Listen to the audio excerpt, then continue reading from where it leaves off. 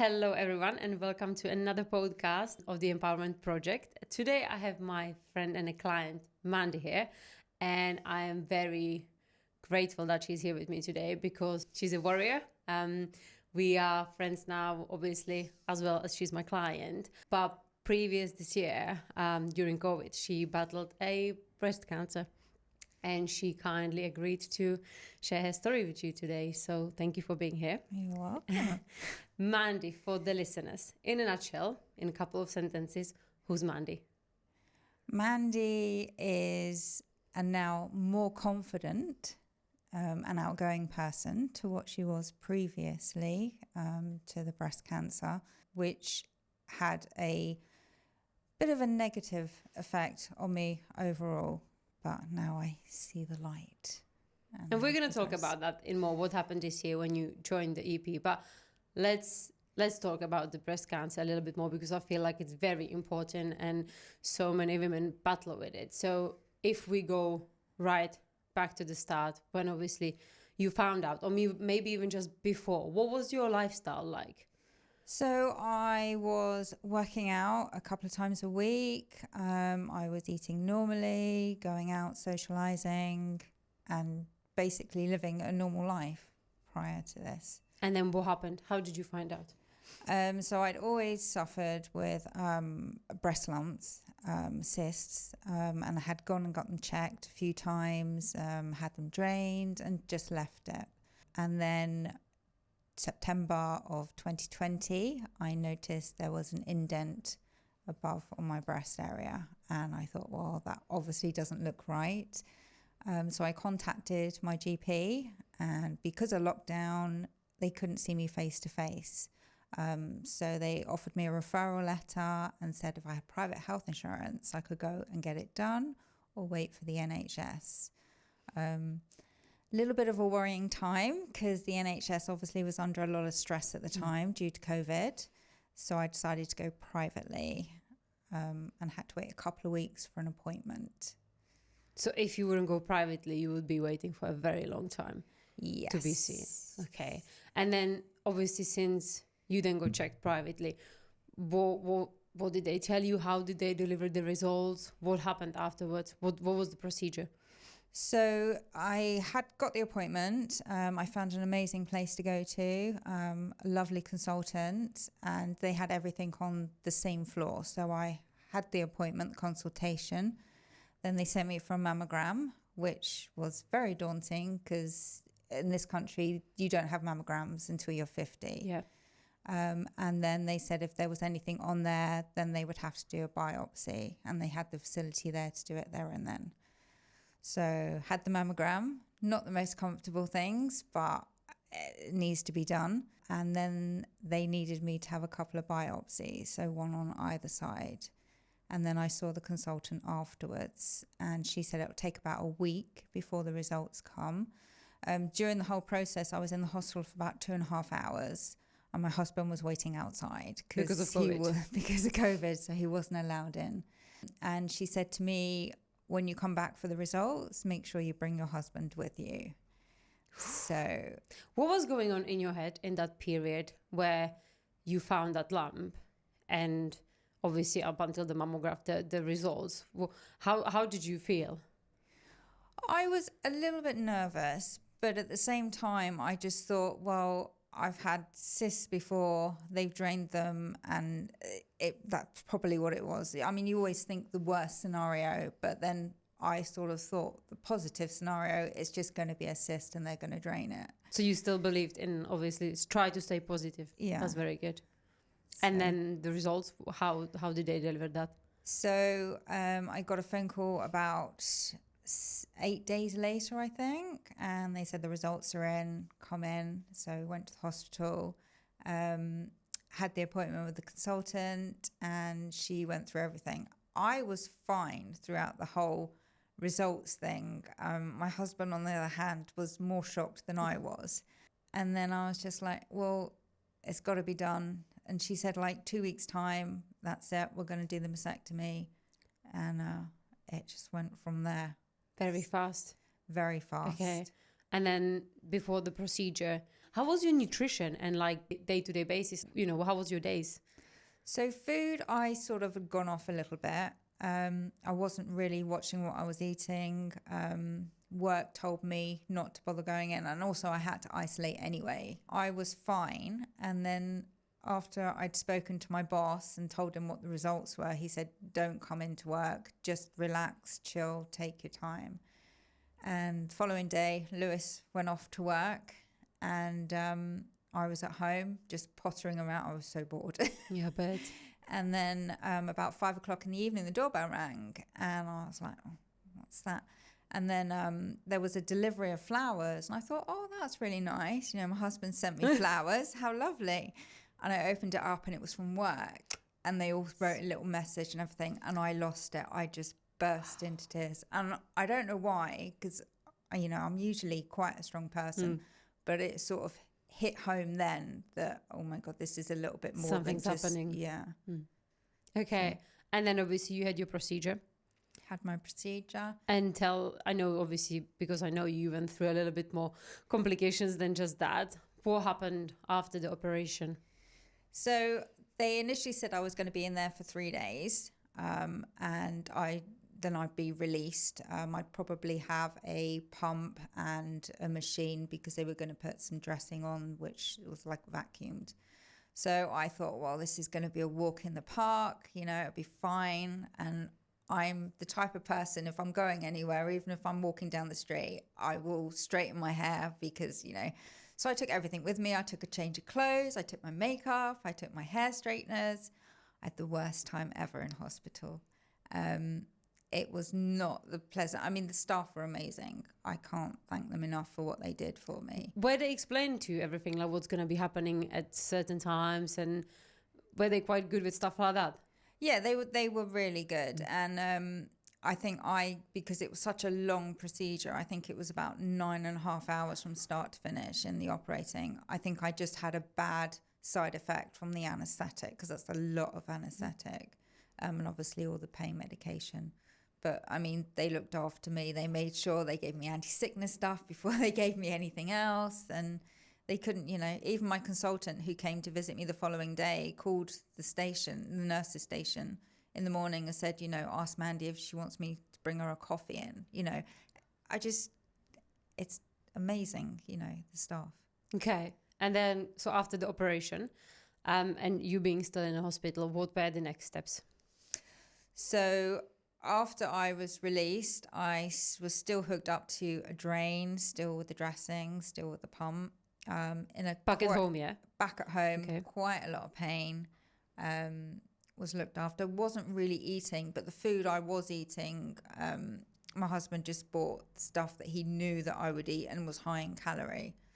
So I just ate when I could, what I could. So I wasn't really concentrating on that. And what were the next steps after the operations? Next step, so I had the dressings removed about 10 days later. All looked great. Was fitted with a lovely sports bra just to hold everything in place, and then just regular checkups. When they did the operation and they did the mastectomy, they also removed some lymph nodes, which they thought were all clear at the time. And then I got the results back about 2 weeks later to say that one of them was diseased, so they'd have to go back in and do another operation. Back then, that was like in regards to the lymphs. In regards to the lymph nodes. So the operation that they did a nipple and areola saving operation. So basically I still looked like I had a normal breast, but obviously I'd have the implant inside. The healing of that did not go so well. And about 3 weeks after the operation, I had to go back in and have all the scarring cleared up because it was causing a problem. So... And then you had some back problems as well, right? I had some back problems, yes. I started getting shoulder issues. And so I had quite a few operations to get everything fixed. And by December, including the lymph node removal, I'd already had 4 operations. Since September? Since the September. Same year? The same year. And then in January, my boss, who's a physio, came to the house and we wanted to start getting myself moving because I had a lot of scar tissue and a bit of cording going on, which was restricting the movements. We did a bit of physio for a while, and then my shoulder got worse to the point where I couldn't physically lift my arm up. So I then had to go and see a shoulder consultant who then diagnosed me with a frozen shoulder, which apparently is very common for women that go through menopause. It happens quite a lot, and it is treatable. So the next step from that was to have a hydrodilation injection where they put steroids in and some fluid just to expand the And capsula. that helped? That helped. Continued with physio, which was great, and then got to a point where the arm wouldn't progress, so I couldn't still lift my arm straight up in the air. Okay. So I had to go back to see the consultant, and they decided that they were going to do a nerve testing on my scapula, because the scapula, when I moved my arm, was winging out to the side. And what was the result of that? So the result was that during, they're not sure which operation, the nerve that controls all the muscles around the scapular area had got damaged. So there was no nerve firing up the muscles, which meant I couldn't move my arm properly. And they said it can take up to a year for anything to start to kick back in. But there's a possibility that you may never be how you were before. Well, listen, I have to applaud you for being here talking about your experience, because I can imagine it's a stressful time, and the way you're just sitting here, and talking about it so confidently. I'm sure women out there will appreciate it, because going through something like that, it probably does have an effect on your confidence and how you feel about yourself. And, you're here now, and we've been working hard this year, and I could not be more proud of you, of course. But obviously, in the space of you getting the breast cancer, going through the procedures, what then made you join the program? Because of my cancer was hormonal, they put me on medication basically to make me go into menopause. When I started doing that, I noticed that I was gaining weight, so it didn't matter if I was watching what I was eating. I was still gaining weight. I felt awful. I felt fat. None of my clothes fitted. I wasn't as active because I couldn't be active. So I decided enough is enough. I don't want to buy any bigger clothes. I want to get back into my clothes and start to feel normal again. Do you know how much weight did you gain? I think I gained probably about 1.5 stones in the whole period in of the time? whole period of it. Okay. And how was your confidence throughout the time? Like, were the times where did you shut down from the outside world, or did you actually did you talk about your stuff, let it out, or just kept it inside of you? About the weight, no. The cancer side, yes, I did. Or kept it inside? Or No. Yeah. I spoke to people about Good. it. People ask me questions, and everyone's just like, how are you so strong? Why have you not cried? And I'm just like, because I'm here. Have you ever cried? They gave me a counselling session. I think it was the beginning of this year. So they said it would be good just to talk to someone because, you've handled everything so well, but it's a little bit too well. So I had the counselling session and I was fine, started talking, and then I just lost it. And I think that was the release I needed. To kind of close the book? Yeah. And how do you feel now then? Amazing. Well, let's talk about this year and what you've achieved. So obviously you joined January, February? January. What happened since then? So weight loss wise, confidence, lifestyle? So the beginning of it was a whole new beginning for me. I was looking at what food I was eating. I was not nervous to eat, but a little bit concerned, okay, I shouldn't be eating this, but then if I don't eat this, then I haven't done this. And so, yes, and then get back into the exercise part of it was a little bit of a challenge at first because I had a lot of joint issues.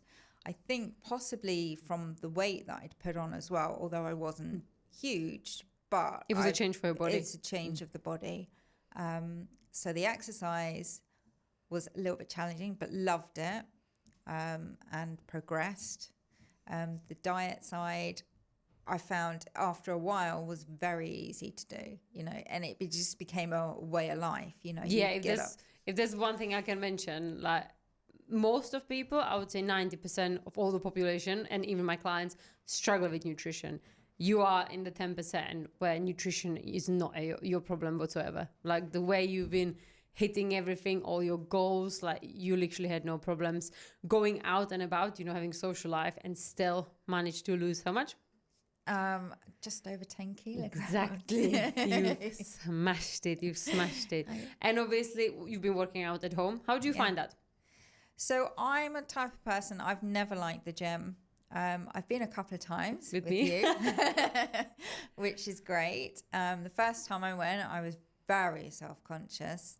This is before I lost even more weight. Had my leggings on, had a t-shirt on because I had a Baggy thing about my I bum likes to cover. And we went a couple of weeks ago and I wore my sports bra and my leggings and felt confident. Love it. Love it. Okay. And obviously you did something special. Was it last Saturday or Saturday before? We did a photo shoot. We did. Firstly, what was your thinking behind it when you decided to do it? Why did you want to do it? And then how did you feel on the day and after? The photo shoot, I wanted to see, so I'd had all the pictures because we do the weekly check-in of the pictures, and I was looking at the pictures at the beginning and like, yeah, okay. And I wanted to see what the end results were. And I thought it would, be a good, I'm finishing my medication, well, some of it at the end of this year. And I thought it would be a good thing to do the photos because, I've got to where I want. So everything this year is a progression to an end. So you had a good incentive. Yes. And you smashed it. Did you enjoy the day? I did. I was very nervous. I'm not the type of person that likes having my picture taken and standing around in a sports bra and shorts. Definitely not. Yeah, but I really enjoyed it. And you've achieved so much. Honestly, well done. And lastly, if there's someone listening, maybe going through a breast cancer or they went through it previously, and they might not be feeling as you are, strong about it. They might be feeling a little bit negative and worried and maybe thinking about the worst rather than focusing, okay, what can actually go right? What would be the advice to them from you? Nothing's impossible. You only get out of life what you put into life. If you have a negative outlook on things, then everything's going to be negative. For me, I think, you should always strive to achieve more. Don't sit back and let the world go past. You're perfectly entitled to sit and wallow, but you have to get out there, and you have to live your life. I'm lucky because obviously my cancer wasn't as bad as I know other people do suffer, but nothing's impossible. If you set yourself a goal, it's easy to achieve. Have you met any other ladies going through it whilst you were in the hospital? Yeah, so I used to have checkups every couple of weeks just to go in, and there was another lady there that I made friends with. She was also going through the same thing, had complications during her treatment, and it was an ongoing thing. Every time we turned up, we had the same appointment. There were amazing nurses there, constantly checking in on you and seeing if everyone was okay. There are groups that you can go to.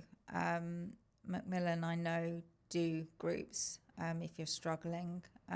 Just to get some support. Just to get some support. I didn't feel that I needed that. I had, family that supported me. So you dealt with it really well. And since obviously this happened in 2020, are you on any medication still? Are you going for regular checkups? What is the procedure post-cancer? So I've had 2 mammograms since on my left side because I've got the implant on my right. Everything's clear. I'm due for another mammogram in a couple of weeks' time. Not expecting anything to be shown up. Some on my medication will be finishing in December. But there are still a few things that I have to stay on for a bit longer. So obviously, if you had an implant, that side, they no longer check that. Is that correct? I don't. They no longer check it, but if I have any issues or concerns, then they will do like an ultrasound. I had a fall a few months ago, and I'd fallen on this side, and they were amazing. They can't obviously do a mammogram, but they did an ultrasound there and then, and they can check everything out. Okay, perfect. Well, Mandy, thank you so much for being here today and sharing your story, because like I said, you know, you hear about breast cancer a lot, and I think just like with everyone, and if any struggle, it's very important to talk about it. So I really appreciate you being here, and well done for everything you achieved this year. You've absolutely smashed it. Well done. Thank you very much.